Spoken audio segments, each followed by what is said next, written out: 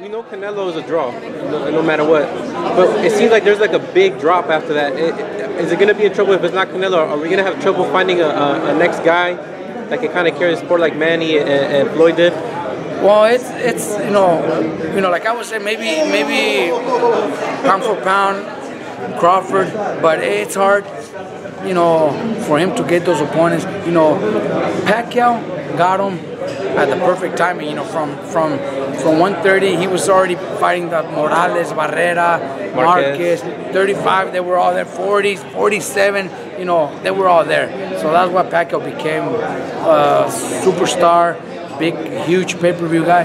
You know, maybe those opponents are not there for Crawford right now. Maybe the opponents are not there for Canelo. Canelo already is a big draw, so whoever Canelo fights is already going to be big.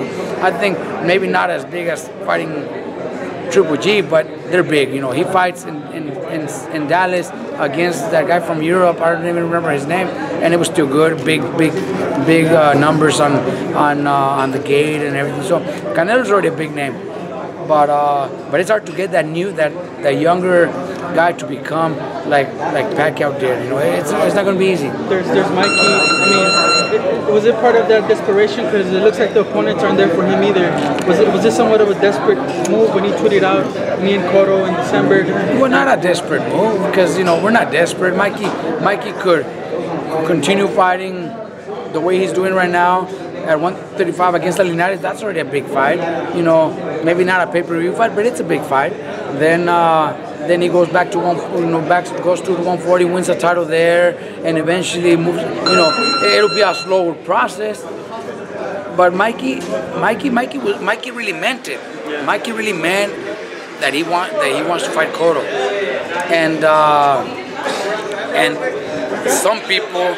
The person that told me, which I already told everybody who he was, you know, told me, you know, he feels Mikey's good enough to beat Cotto, and it's a perfect fight, you know, big fight, pay-per-view fight. Cotto's a Hall of Famer, so it would be just a huge win for Mikey, and then Mikey becomes the pay-per-view guy after that. You know, just like if Mikey were to fight Pacquiao, it's something like that, you know. Rudy told me he wants a cut, by the way. I told him about that. He said he wants a cut. I'll take him to dinner. Well, so what are the latest with those? Well, look, it's all up to Cotto. I think Cotto has a couple other options. They already told me who they are, and it's up to him. You know, Mikey's one of them. So we should know something soon.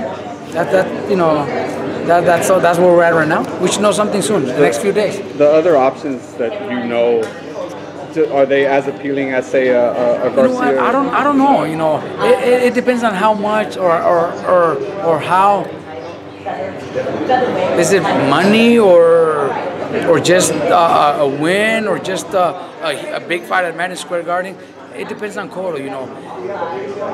I think the other names that they mentioned, the other two names that they mentioned that are possible, are good championship boxing, HBO championship boxing fights. They'll sell out the Madison Square Garden because Cotto always does that. So it will still generate good numbers, good payday for Cotto. I think with Mikey, it could be a good solid pay-per-view. So it just depends on what Cotto wants to do being his last fight. You know, it's a good move for Cotto, you know, if he was to beat Mikey, beating Mikey, a guy coming from lightweight, or losing to a guy, you know. So, you know, the decision is not easy for Cotto either. Can he maybe generate more money fighting Mikey on pay-per-view? I believe so. But he'll still do good fighting any of the other guys in Madison Square Garden and doing a great gate and HBO Championship Boxing. You know, he'll still generate very good numbers.